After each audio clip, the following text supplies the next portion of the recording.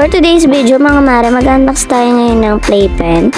Galing nga pala ito sa Nibico Bebe Shop. Kung gusto nyo rin ito mga mi, malalagay ko yung link sa baba. Alam nyo ba na sobrang sulit nito mga mare? Bukod sa napakamura at maganda ng quality, marami pa silang free gifts mga mare. Tama na dyan yung ball pit. Meron din siyang 2 pieces na handhold, play basket, and yung kanyang travel bag.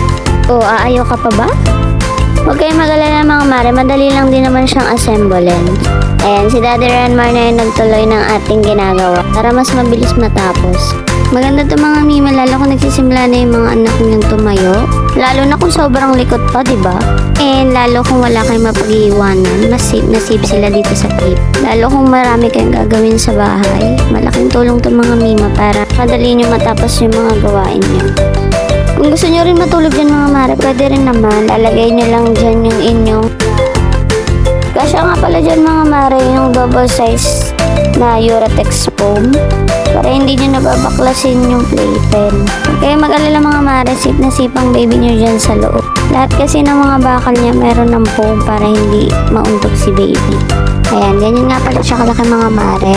Pwede kayo mamili ng size kung anong gusto nyo. Marami doon pagpipilian. Check out nyo na yan.